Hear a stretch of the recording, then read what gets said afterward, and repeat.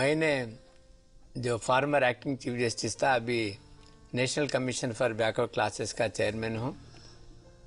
फिर अपने backward classes का जो सोशल डिस्क्रिमिनेशन है अपने तो उसको जो पिछड़े वर्गों की उन्नति के बारे में भारत सरकार की सोशल जस्टिस और एम्पावरमेंट जो मिनिस्ट्री को हम एडवाइस देना पड़ता है अपने बैकवर्ड क्लासेस को कैसा उन्नति करें, अपने भारत में अपने पिछड़े वर्गों को क्या क्या अपने करना चाहिए, क्या सुविधा है अपने सोशली, एजुकेशनली, इकोनॉमिकली उसको कैसा अपलिफ्ट करना चाहिए। फिर इसके बारे में जहीं अपने कहीं एडवाइस अपने सलाह देना पड़ती है, उसके वास्ते फिर हम ये स्टडी अपने पूरा भारत में अपने फिर के अपने स्टडी करना पड़ता है। उसकी बारे में अपने आज की अपने रमेश शाह इन is a philosopher and chartered accountant, renowned is a law graduate also.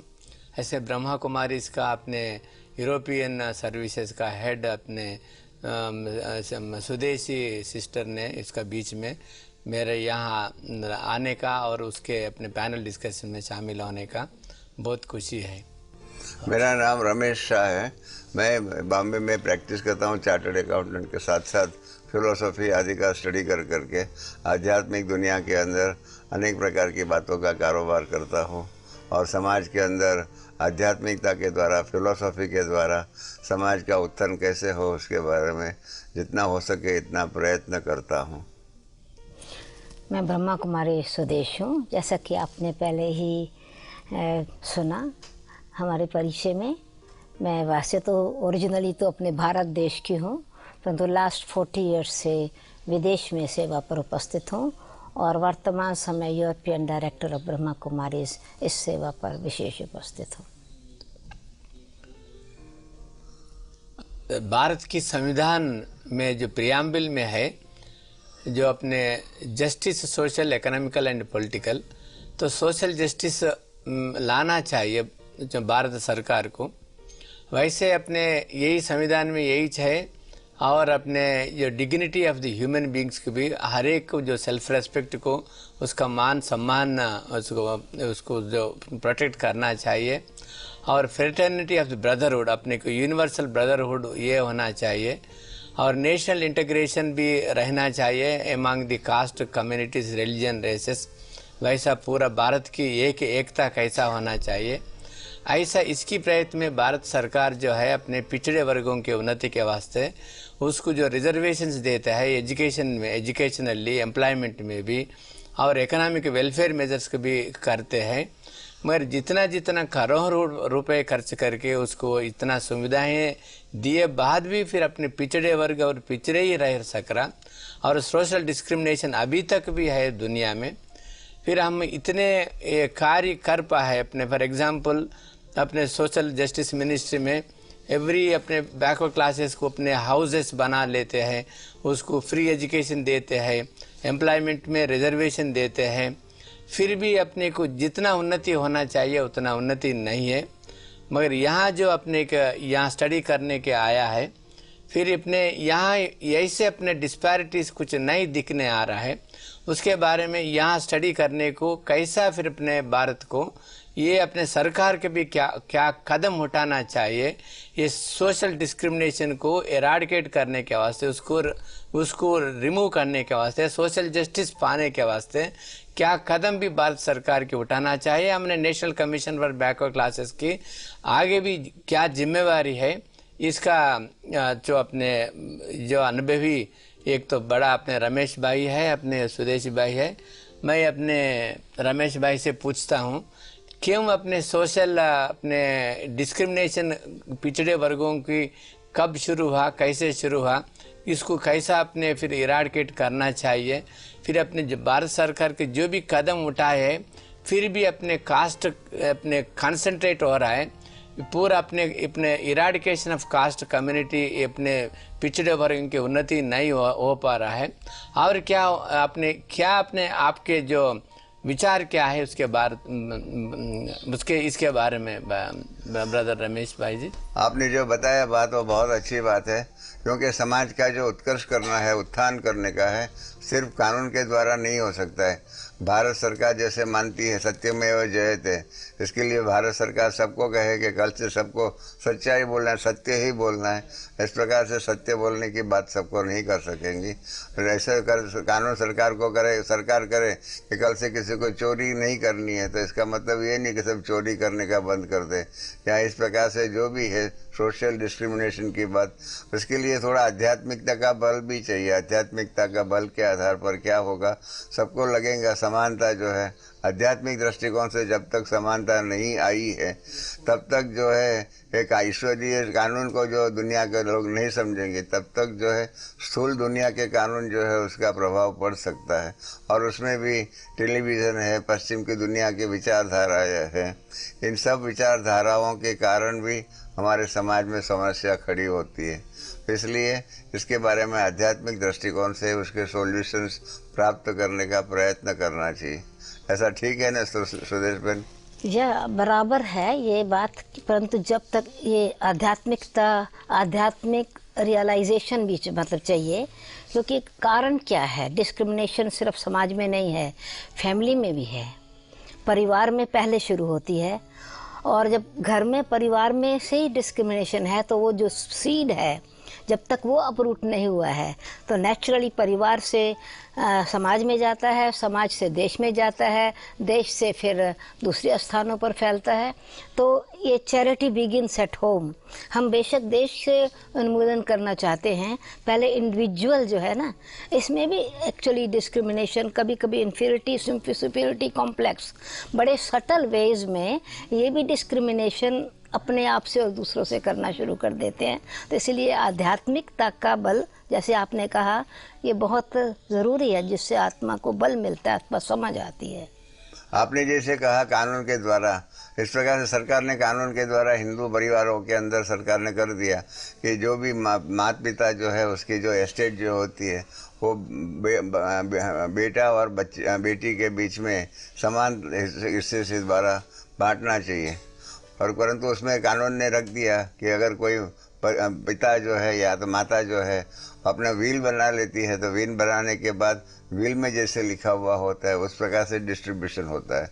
और मैंने मेरे प्रोफेशनल लाइफ में हज़ारों विल बनाए हैं, हज़ारों परिवार से मैं संपर्क में आया हूँ। हर एक माँ बाप जो भी है वो डिस्क्रिमिनेशन करता ही है, अपने बेटों को ही ज़्यादा देता है, बेटी को बहुत कम लिख देते हैं, और सब अपने विल में लिखवाते हैं कि हमने हमारी बेटी को उनकी शादी के टाइम पर जो देना था वो दे दिया।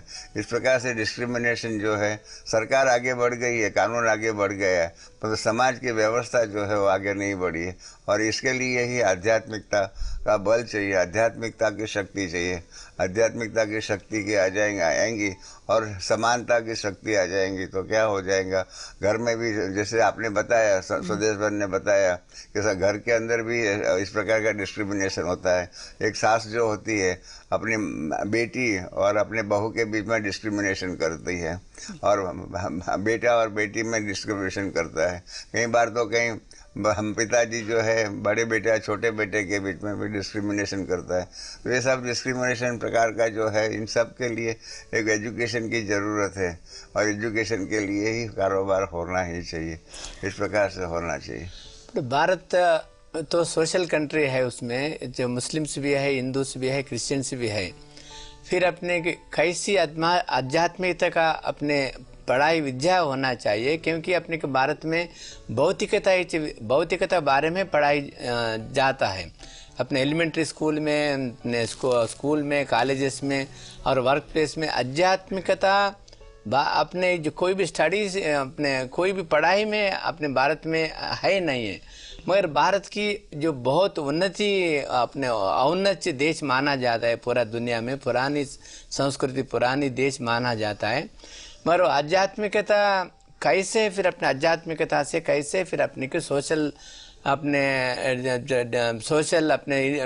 Discrimination of the social caste है, social justice, then how to then आध्यात्मिकता कैसी, क्योंकि मुस्लिम्स बोलेंगे अपने कोई भी अपने को एनी लेसन अपने हिंदू शास्त्रों के बारे में वो लोग इतराज़ करेंगे, और अपने कोई भी अपने आध्यात्मिकता बारे में, कुरान के बारे में, नहीं तो गीता के बारे में, बाइबल के बारे में बोलते हैं, then there will be some kind of the consent अपने ये अपने भेदभाव आता है।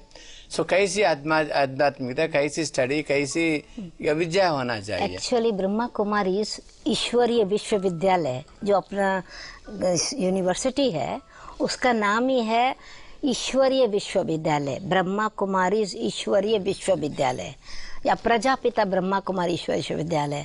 तो फादर ऑफ ह्यूमैनिटी, चाहे उनको एडम कहो, चाहे उनको आदम कहो, चाहे उनको प्रजापिता कहो, तो एजुकेशन में कोई डिस्क्रिमिनेशन नहीं है। और ये भी है कि यहाँ इस एजुकेशन में ये भी नहीं है इस प्रकार की डिस्क्रिमिनेशन कि लड़कियाँ पढ़ सकती हैं और लड़के नहीं पढ़ सकते, परंतु ये एजुकेशन जो है ये परिवार सहित है, क्योंकि ईश्वरीय परिवार की तरह है। इसमें परिवार के परिवार आते हैं, तो ये भी डिस्क्रिमिनेशन नहीं रहता कि कुछ एजुकेटेड हो गए कुछ नहीं हुए, बड़े होने के बाद एजुकेशन मिलेगी। एक्चुअली 3 जनरेशन तक ये स्टडी चलती है, फादर भी है तो ग्रैंडफादर ग्रैंड मदर भी है, तो बच्चे भी इस पढ़ाई को पढ़ते हैं। उस पढ़ाई में ये एक विशेष प्रकार की पढ़ाई है, क्योंकि चाहे कुछ क्रिश्चियन है, चाहे मुस्लिम हैं, चाहे हिंदू हैं, चाहे बुद्धिस्ट हैं, चाहे किसी भी जाति के हैं, रूह को तो सब मानते हैं और सेल्फ डेवलपमेंट सभी मानते हैं, सेल्फ इम्प्रूवमेंट सभी जानना चाहते हैं, सेल्फ कॉन्फिडेंस सभी चाहते हैं अपनी लाइफ में, सिचुएशंस को मैनेजमेंट करना सभी चाहते हैं। तो ये जो ईश्वरीय ब्रह्मा कुमारी ईश्वरीय विश्वविद्यालय में पढ़ाई जाती है, विद्यालय है, उसमें ब्लाइंड फेथ नहीं, क्योंकि स्टडी का मतलब न फियर हो न ब्लाइंड फेथ हो। तो उस बेसिस पर ऑटोमेटिकली जब आध्यात्मिकता का बल, हम जब आध्यात्मिक कहते हैं तो उसका मतलब ये नहीं कि कोई पुस्तक लेकर के पढ़ते हैं, नहीं, लाइफ की स्टडी है, स्वयं को स्टडी करना। तो जब स्वयं को स्टडी करते हैं तो स्वयं में हमारे पास सेल्फ में कौन सी ऐसी चीज़ें हैं जो हमको धोखा दे रही हैं, कौन सी चीज़ें हैं जो समाज को धोखा दे रही हैं, कौन से पर्सनालिटी है किस तरह की जो परिवार को दुख दे रही है, क्योंकि एक स्थान से बढ़ करके वातावरण में फैलती है। तो हम जब सेल्फ की स्टडी करके सेल्फ को ट्रांसफॉर्म करते हैं, सेल्फ को इम्प्रूवमेंट करते हैं, तो नेचुरली उसमें ऑटोमेटिकली भाषा भेद, धर्म भेद, जाति भेद खत्म हो जाता है। इस प्रकार की परंतु एक बात मैं एक और ऐड करूँ उसमें कि आपने जो कहा धर्मों के आधार पर समस्या हो सकती है, इसलिए हिंदू का अपना विचारधारा होती है, मुसलमान का, परंतु एक धर्मों के अंदर भी 2 बातें हैं। एक शरीर का धर्म जो है, जिसका जिस धर्म में जन्म हुआ होगा उस धर्म को मानते हैं, परंतु दूसरा एक है, जैसे बहन जी ने बताया कि हम रूह है, हम आत्मा है, आत्मा का भी अपना स्वधर्म है, और जिसके कारण दुनिया के अंदर, समाज के अंदर, सभी धर्मों के अंदर, मैंने दुनिया के 10 प्रसिद्ध धर्म जो है उसका स्टडी किया है, और सभी धर्मों में जो फंडामेंटल वैल्यूज़ जो है, वैल्यूज़ तो सभी धर्मों में कॉमन ही है, और इसलिए जो कॉमन वैल्यूज़ है उसके आधार पर कारोबार सिखाया जाए और उसके आधार पर वो कॉमन वैल्यूज़ का डेवलपमेंट का कारोबार किया जाए, तो ये सोशल जस्टिस की जो बात है वो बहुत सहज हो जाएगी। और फंडामेंटल जो है हम आत्मा के रूप में देखते हैं, वैल्यूज़ के रूप में देखते हैं, तो फिर जो सशक्तिकरण की बात आती है, क्योंकि कार्य करने वाली जो है वो शरीर नहीं है परंतु आत्मा है, आत्मा ही शरीर के द्वारा कार्य कराती है। तो जो जिसको कहते हैं कि if you go to the roots, और तो कार्य करने वाला कौन, अगर आत्मा है और आत्मा के द्वारा कारोबार होता है, तो आत्मा को सशक्तिकरण करे, उसके अंदर शक्ति भरे, तो क्या हो जाएगा कि जो भी कारोबार करना चाहते हैं आत्मा, और उसके आधार पर जो भी कारोबार होगा सशक्तिकरण का होगा, समाज में जो भी डिस्क्रिमिनेशन आदि जो भी है वो सब दूर हो सकते हैं, क्योंकि आत्मा के दृष्टिकोण से सिखाया जाए। और ये सिखाने का ज़रूरी है कि सभी आत्माएं भाई भाई है, या तो भाई बहन है, और भाई बहन की दृष्टि डेवलप करे, तो हर एक चाहेगा कि हमारे भाई को या हमारी बहन को उसका आध्यात्मिकरण हो, उसका उन्नतिकरण हो, इस प्रकार से हो सकता है। जो भारत सरकार का ये कदम उठाता है, भारत सरकार ने जो पिछड़े वर्गों को उन्नति के वास्ते, जो समाज स्थापन करने के वास्ते, फिर उसको पिछड़े वर्गों को कैसा फिर अपने जो एजुकेशनली उसको एजुकेशन दिए, एम्प्लॉयमेंट दिए उसको, और वेलफेयर मेजर्स को उसको जो अपने जो भी है अपने ऑक्यूपेशनल प्रोफेशंस है उसको फाइनेंस करे, घर बनाए, अपने बेसिक फैसिलिटीज उसको सौंप दे, सो दैट वो लोग भी फिर उसको आर्थिक अपने उसको बढ़ावा होता है। और एजुकेशन भी, एजुकेशन होने से फिर सोशल डिस्क्रिमिनेशन खत्म होता है। फिर भी 63 ईयर्स भारत अपने को स्वतंत्र हुई है, फिर भी जितना उन्नति होना चाहिए उतना उन्नति नहीं है। फिर अपने को कब तक, और इसके जो भारत सरकार के जो कदम उठा रहा उसके अलावा आपका विचार कुछ है, और जल्दी अपने सोशल डिस्क्रिमिनेशन जो इराडिकेट करें, फिर अपलिफ्ट करके अपने पिछड़े वर्गों के, क्योंकि आपको तो मालूम है कितने थाउजेंड्स ऑफ ईयर्स, अपने हंड्रेड्स ऑफ ईयर्स को एक को अपने गांव में अभी भी, आजकल के गांव में भी अपने जो अपने ये भेदभाव बहुत रहता है। जो उन्नति अपने जो ब्राह्मण है, क्षत्रिय है, अपने वैश्य है, ये पिछड़े वर्गों की अपने उसको कुएं में अभी तक पानी नहीं दे देते उसको। Several types of social discrimination रहता। ये डिस्क्रिमिनेशन का एकदम उसको मानव भावना कैसा चेंज हो सकता है, कैसा फिर एकता आ सकता है अपनी? इसके लिए तो बहुत सहज बात है, जो फंडामेंटल बातें जो है आज जो आपने कहा सरकार जो करती है कदम, सरकार आर्थिक दृष्टिकोण से पिछड़े हुए वर्ग जो है नारी है उसके सबका रक्षण करने का प्रयत्न करती है कानून के द्वारा, और उसके लिए नौकरी दिलाने का कारोबार करती है। उनको पढ़ाई करने के लिए पढ़ाई में भी उनको फ्री एजुकेशन मिले उस प्रकार का करते हुए, वो तो बहुत अच्छी बात है। पर फक्त धर्म जीवन मनुष्य जो है पर पैसे के कारण सुखी नहीं बन सकता है। और कहने भी आता है पैसे से आप घर बना सकते हैं, तो पैसे से आपको शांति नहीं मिल सकती। पैसे से आप किताब खरीद कर सकते हो, परंतु पैसे से आप विद्या नहीं जीवन में धारण कर सकते हो। तो इसके लिए धर्म के साथ उसको कॉम्प्लीमेंट्री के रूप में आध्यात्मिकता का भी बल होना चाहिए। और भारत सरकार ने बहुत अच्छा कदम उठाया है। 1986 में भारत सरकार ने एजुकेशन की डेफिनेशन बनाई। Education means material and spiritual development, आध्यात्मिक और भौतिक दोनों प्रकार की उन्नति जिसके द्वारा, जिस शिक्षा के द्वारा हो उस प्रकार से होना चाहिए। इसलिए जो भारत सरकार भी चाहती है और दुनिया में हम लोग भी चाहते हैं कि आध्यात्मिक शक्ति जो है, स्पिरिचुअल डेवलपमेंट जो है, तो आज की दुनिया में सरकार जो है भौतिक डेवलपमेंट का कार्य करती है। हम सोशल संस्थाएं जो भी है, समाज जिसको NGO कहते हैं, वो इस प्रकार से आध्यात्मिक सशक्तिकरण का कार्य करें और आध्यात्मिक और स्पिरिचुअल डेवलपमेंट का जो कार्य करें, तो दोनों का समाज में एक समान हो जाएगा तो अच्छा हो जाएगा। इसके अंदर सरकार को भी एक बात ध्यान में रखने की है कि आध्यात्मिकता और धर्म के बीच में फ़र्क है।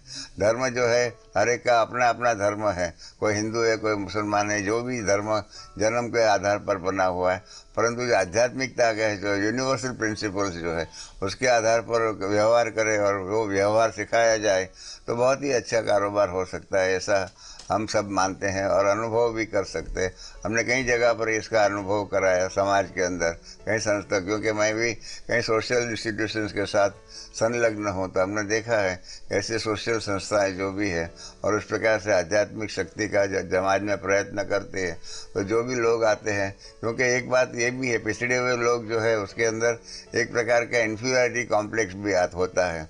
वो इन्फीरियरिटी कॉम्प्लेक्स जो है, वो लघुता ग्रंथि जो है, उसको दूर करने के उनके अंदर भी इस प्रकार का प्रयत्न होना चाहिए कि उसके अंदर भी ये जो भी लघुता ग्रंथि है कि नहीं, आप सब, हम सब परमात्मा की रचना है और परमात्मा की रचना है, इसके कारण न कोई आगे है न कोई पीछे है। जो भी है सबको समान बुद्धि मिली है, सबका देखो, सबको 2 हाथ मिले हैं, सबको 2 पग मिले हैं, सबको 2 पाँव मिले हैं, सब कुछ तैयार है। तो इस प्रकार से सब बातों में भगवान ने इक्वालिटी रखी हुई। तो भगवान ने तो सृष्टि रची, तब ये डिस्क्रिमिनेशन नहीं था, डिस्क्रिमिनेशन हम लोगों ने बनाया। और इसलिए हम लोगों को भी आध्यात्मिकता के द्वारा, आध्यात्मिकता के बल द्वारा ये समाज के अंदर जो भी डिस्क्रिमिनेशन जो है उसको दूर करना चाहिए, ऐसा मैं मानता हूँ। स्वदेश बहन, आप क्या मानते हो? बिल्कुल ठीक कहा आपने, परंतु भाई साहब एक बोला अपने पिछड़े वर्गों की भी मानव भावना अपने उसका मेंटल एटीट्यूड चेंज होना चाहिए, मगर जो अपने जो फॉरवर्ड क्लासेस है उसका भी मेंटल चेंज होएगा तो जल्दी अपने सोशल जस्टिस मिलेगा। ये क्या है, अब आपका विचार क्या है अपने? एग्जैक्टली देखिए, मैं दोनों रीति से ये इन्फीरियरिटी कॉम्प्लेक्स या सुपीरियरिटी कॉम्प्लेक्स, दोनों ही रॉन्ग हैं, दोनों ही वीकनेसेस हैं। वीकनेस को कोई इम्प्रूवमेंट नहीं लाने देगी। तो जब ये भावना स्पिरिचुअलिटी से आ जाती है कि ये शरीर का जो भी पोजीशन है, जो भी हमारा नेम है या हमारी अथॉरिटी है, ये इस बॉडी कॉन्शियस के कारण है। तो हम इन रियलिटी तो ये शरीर नहीं है ना, शरीर में रहने वाली आत्मा चैतन्य एनर्जी है, जो लिविंग एनर्जी है, उस लिविंग एनर्जी की क्वालिटी ओरिजिनली इटर्नली इक्वल है, यानी सेम है। उसमें बेशक डेवलपमेंट अलग अलग है, एक्सपीरियंस एंड एक्सप्रेशन अलग अलग है, परंतु as a soul, as a रूह, एज ए आत्मा, इसको कहा जाता है लिविंग एनर्जी स्टार। तो लिविंग एनर्जी में तीन चीज़ें एक इटर्नल हैं। लिविंग लाइट में कहा जाता है light is gone, life is gone. उस लाइट में जैसे दीवा जगता है तो तीन चीज़ें इकट्ठी प्रकट हो जाती हैं, light, fire, heat and aura, form. Light बुझी, तीनों चले गए, बराबर ऐसा होता ना, ऑफ हुआ तो लाइट। तो ऐसे सोल गई तो माइंड भी गया, इंटेलेक्ट भी साथ में गई, पर्सनालिटी भी चली गई। कहा जाता ना ये व्यक्ति बहुत अच्छा था, ये बड़ा काइंड था, ये बड़ा जेनरस था, ये बड़ा लविंग था। सो उसकी जो स्पेशलिटीज़ उसमें सोल में थी, बॉडी में नहीं था। तो जब ये शरीर में रहते हुए ये रियलाइज़ हो कि इसमें डिस्क्रिमिनेशन नहीं है, कोई भी आत्मा इस होल संसार में, इस यूनिवर्स में प्ले करने वाली यहाँ पर या अभी नहीं भी आई है सृष्टि मंच पर, तो तीन फैकल्टीज हर एक आत्मा में हैं। जैसे ऑर्गन्स है, जब मनुष्य कहा जाता है तो फिजिकल ऑर्गन्स इक्वली हैं, वो मैटर की ब्यूटीफुल नेचर की गिफ्ट है, but eternal gift as faculties of the soul equal हैं। ऐसे नहीं कि किसका मन है ही नहीं, हर एक आत्मा का मन है।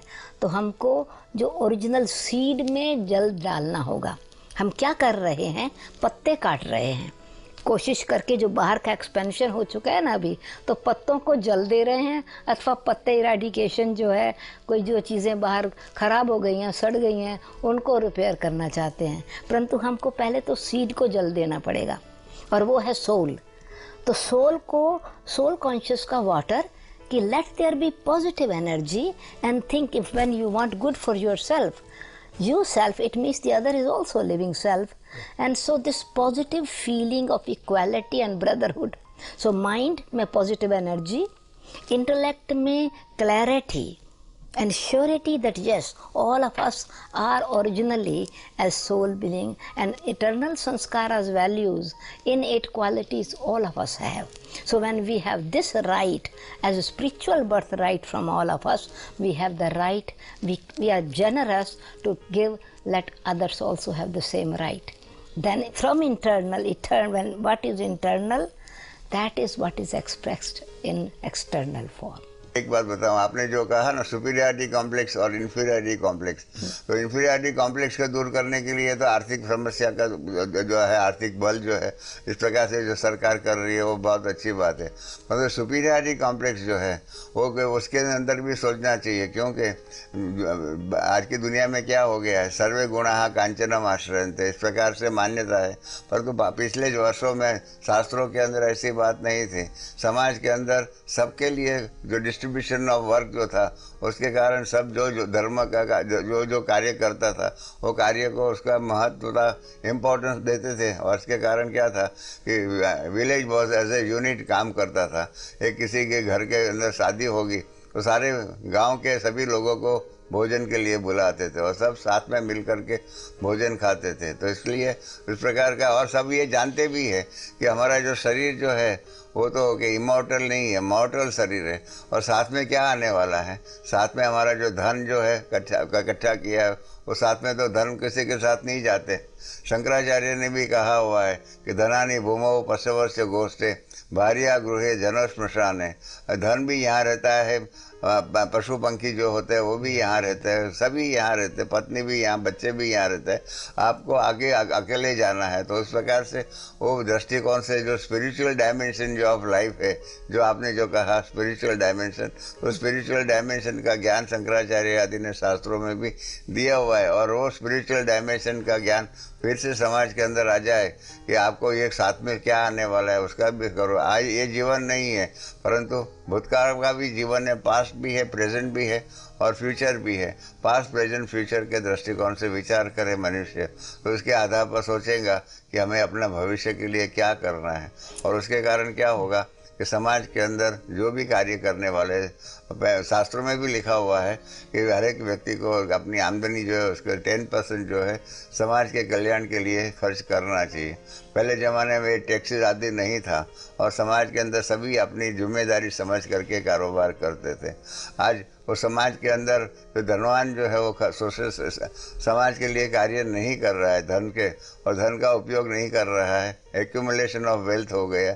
इसके कारण सरकार को भी टैक्सेस आदि लगाना पड़ा। वो टैक्सेस नहीं लगावे और अगर सब अपनी ड्यूटी समझ करके कारोबार करे तो धन का और जो है उसके द्वारा जो आपने जो कहा सुपीरियरिटी कॉम्प्लेक्स जो है वो सुपीरियरिटी कॉम्प्लेक्स नहीं आ सकती है। ये प्रयोग बहुत सुंदर भारत के अंदर पहले ज़माने में भी हुआ है और भारत का ये आध्यात्मिक संदेश जो है दुनिया सब मानने के लिए भी तैयार है। तो इसलिए ये सुपीरियरिटी कॉम्प्लेक्स वाले लोगों को भी, धन वालों को भी ये समझाना चाहिए कि आप इस प्रकार से समाज का कल्याण करिए। इसलिए तो समाज का कल्याण करने के लिए सरकार ने अभी कदम उठाया है कॉरपोरेट सोशल रिस्पॉन्सिबिलिटीज़। तो हर एक कंपनी को जो है उसका जो प्रॉफिट है उसका 2% जो है इनकम जो है वो समाज के कल्याण के लिए यूज़ करना चाहिए। जो करते नहीं हैं तो इसके कारण कानून के द्वारा कंपल्सन करना पड़ा। अगर वॉलंटरी काम करते हैं तो बहुत ही अच्छा रहता है। वॉलंटरी काम नहीं होता है, इसके कारण ही इस प्रकार का कारोबार करना पड़ा कि कंपल्सरी करना पड़ा है। इनकम टैक्स भी क्या है, एक प्रकार का कंपल्सन है कि आपकी जो इनकम जो है, आपकी वेल्थ है, उसको समाज की सेवा के लिए सरकार को दो और सरकार इस प्रकार से कारोबार करे। सोशल डेवलपमेंट है तो उसको एजुकेशन मिलता जी, एजुकेशन आए तो फिर उसको नौकरी मिलता, फिर अपने को उसको इकोनॉमिक स्टेटस बढ़ता उसको। This is one issue to develop the socially educational economic backward classes to upliftment of the backward classes एक है। अपने बैकवर्ड क्लासेस को किस आधार से उसको बैकवर्ड क्लासेस माना जाता है, उसको जो कल्चर है, उसको जो अपने आचार व्यवहार है उसको, और उसमें फॉर एग्जांपल आजकल के देखो एक कास्ट में भी एक विचित्र अपने एक कल्चर है। उसको एक हानर किलिंग्स आपने सुना हुआ होगा। एक कास्ट की जाति का एक लड़की दूसरे से शादी करे तो उसको खत्म कर देते वो कास्ट वाले, हानर किलिंग उसको। वैसा सुपरस्टिशियंस है क्योंकि उसका वो समझते हैं, मगर this is the backwardness of the particular caste and community. Then education भी थोड़ा लोग एजुकेशन नहीं पढ़े तो भी इट्स एन हानर समझते थोड़ा लोग। फिर अपने के उसका जो परंपरा से जो फिर भी भारत सरकार कितने भी कदम उठाए, कितने भी अपने हॉस्टल्स खोले, एजुकेशन से इंस्टीट्यूशन खोले, अपने पूरा हाल अपने कास्ट कम्युनिटीज का एक ही स्कूल बनाए, फिर भी अपने को if you go to the remote villages, urban में डिस्पैरिटीज उतना ज्यादा नहीं है, मगर विलेजेस में भी अभी भी एक अपने को देखने को मालूम होता, चाहे अपने को दिखता है कितना अपने सोशल डिस्क्रिमिनेशन है, कितना बैकवर्ड क्लासेस है। अपने के majority of India 80% lives in the villages. इतने अपने इतना बड़ा संख्या को इतना जल्दी सोशल डिस्क्रिमिनेशन जो है अपने को अपलिफ्टमेंट करने का क्या कदम उठाना चाहिए? इन्होंने जो बताया भारत का जो पिक्चर ड्रॉ किया, आप देश के बाहर जर्मनी में की सेवा करती है तो विदेश के अंदर ये कास्ट सिस्टम आदि बैकवर्ड क्लासेस आदि जो भी है डिस्क्रिमिनेशन जो भी है वो विदेश में कहाँ तक है और वहाँ की सरकारों ने कैसे प्रयत्न किया है जिसके द्वारा ये सोशल डिस्क्रिमिनेशन और एम्पावरमेंट का जो प्रश्न जो है वो इन्होंने दूर किया हुआ है। वहाँ क्या कास्ट सिस्टम है? नहीं, कास्ट सिस्टम नहीं है वहाँ पर, परंतु नेचुरली ये तो ज़रूर है कि समाज में एक आज के हिसाब से जितना हम यूज़ वर्ड करते हैं बॉडी कॉन्शियस, ईगो, वेल्थ की मिसयूज़ ऑफ अथॉरिटी, इसके हिसाब से डिस्क्रिमिनेशन है, परंतु हमारे भारत की तरह नहीं है, क्योंकि कास्ट सिस्टम नहीं है। कास्ट सिस्टम में फिर एकदम जो है वो ब्राह्मण है, ये क्षत्रिय है, ये वैश्य है, ये शूद्र है, तो उसमें बहुत ज़्यादा डिस्क्रिमिनेशन दिखाई पड़ता है। नहीं, मिसाल के तौर पर इन्होंने जो कहा, हाँ। एक कम्युनिटी की लड़की दूसरे कम्युनिटी के लड़के नहीं, के साथ वहाँ शादी इस प्रकार से करे नहीं तो बा- वहाँ यहाँ तो हत्या भी करा लेते हैं, कर लेते हैं। नहीं, वहाँ पर इस प्रकार नहीं है, ऐसा कुछ नहीं है सिस्टम, क्योंकि मेजॉरिटी समाज का सिस्टम ही अलग है, कल्चर ही अलग है। 15-16 साल के बाद अगर लड़की 16 के बाद अगर घर में रहती है तो वो समझती है कि ये राइट नहीं है। पेरेंट्स समझते हैं इसको अपने पास इंडिपेंडेंट रहना चाहिए। लड़का है वो बड़ा हो गया तो उसको अपना इंडिपेंडेंट रहना चाहिए। माँ बाप के पास रहने के लिए भी वो समझते हैं ये इन्फीरियरिटी कॉम्प्लेक्स है, ये समझो डिपेंडेंट है। वहाँ शुरू से अच्छी एजुकेशन देते हैं कि जिस समय आप बड़े हो जाओ तो आपको माँ बाप पर डिपेंड नहीं करना है, और माँ बाप को भी बूढ़े होने तक यही रहता है कि हमको बच्चे बच्ची पर डिपेंड नहीं करना है। ये कल्चर ही अलग है। बाकी जो हमारी सोल के अंदर बॉडली रिलेशन के कारण नेचुरल जो अटैचमेंट है, जो डिपेंडेंसी है, जो एक दो के सपोर्ट है, वो नेचुरली उनको लेके आती है नज़दीक। परंतु ऐसा जैसे हमारे भारत का सिस्टम है कि उनको रहना ही है, वहाँ पर गवर्नमेंट देती है बुज़ुर्गों के लिए सब प्रकार का रहने का सिस्टम भी देती है, तो खाने के लिए भोजन भी देती है, तो मकान का किराया भी देती है। जब मनुष्य कमा रहे हैं तो हर एक को 30% अपनी इनकम वो देनी पड़ती है इंश्योरेंस के हिसाब से, ताकि जब वो बुज़ुर्ग हो जाएं, बूढ़े हो जाएं, तो वो अपने लिए अपना सेल्फ सफिशिएंट उनके पास है। तो जो उन्होंने जमा किया हुआ है मनी, वो जमा किए हुए बुजुर्ग जब बड़े हो गए हैं, बुजुर्ग बूढ़े हैं, तो बच्चे बच्ची पर डिपेंड नहीं करते, अपनी कमाई से उनको गवर्नमेंट दे रही है, गवर्नमेंट देती है, परंतु उसी परसेंटेज से उनको मिलता है। फिर कभी ऐसा भी होता है कि जो उन्होंने जमा किया है वो उनके उस हिसाब से बीमारी कोई बहुत ज़बरदस्त है, जमा की हुई इंश्योरेंस के हिसाब से कम है, तो फिर नेचुरली एक मॉरल है सिस्टम भी होता है फैमिली में अथवा सपोर्ट देने में, तो फिर प्राइवेट जहाँ है तो फैमिली सपोर्ट करती है। इस प्रकार से ऐसा नहीं है कि टोटल डिस्कनेक्टेड हैं। इस स्पिरिचुअलिटी का भारत का सिस्टम रिस्पेक्ट है, पेरेंट्स के लिए है, बुजुर्ग हैं, वो दूसरी चीज़ है। वहाँ रिस्पेक्ट है परंतु इंडिपेंडेंसी भी है। हमने एक अनुभव सुना था, पढ़ा था, वॉरेन बफेट करके जो था वो है अभी भी, वो एक जमाने में second richest person in the world था। उसका अनुभव हमने पढ़ा था, यहाँ आया था समाचार, भारत में भी विदेश का समाचार आता है। तो वॉरेन बफेट ने अपने जो संपत्ति जो है second richest person in the world था, तो उसने अपने धन के बारे में सोचा कि मेरा धन का मैं क्या उपयोग करूं। तो उनके 3 बच्चे थे, तीनों बच्चों को उसने पूछा कि मेरा ये धन है उसमें आपको कितना चाहिए, क्या चाहिए। तीनों बच्चों ने यही कहा कि पिताजी आपने हमको बड़ा किया है, आपने हमको एजुकेशन दिया है, आपने हमको जन्म दिया, और आगे जब तक हम बच्चे थे तब आपने हमारे को पूरा ही मेंटेन किया। आपने जो किया, जो दिया वो बहुत ही अच्छा किया है। अभी आप अपने धन का मालिक हैं, आप अपना धन को अच्छे में अच्छे जिससे काम में लगाओ। तो इस प्रकार से उन्होंने भी इस प्रकार का भावना बताई अपने पिताजी के साथ में, और उसके कारण वॉरेन बफेट को फ्री कर दिया कि सोशल रिस्पॉन्सिबिलिटी जो फैमिली रिस्पॉन्सिबिलिटीज जो है उनसे दूर कर दिया।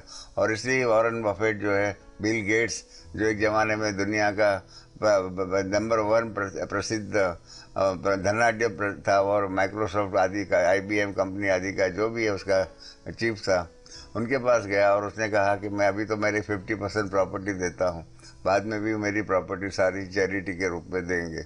तो इस प्रकार से धनवान लोग जो है उनके बच्चे भी और बड़े और इस प्रकार के कारोबार करें, और अपने समझे कि हमको हमारे माँ बाप ने जो भी दिया है उसके कारण हम आगे बढ़े हैं, और माँ बाप को फिर कहे कि आप अपने सोशल रिस्पॉन्सिबिलिटी से मुक्त हैं और आप समाज के कार्य के लिए अपना धन आदि का प्रयोग करिए, उपयोग में लाइए। तो इस प्रकार से एजुकेट करना पड़ेगा, धनवान लोगों को भी करना पड़ेगा और उनके बच्चों को भी करना पड़ेगा।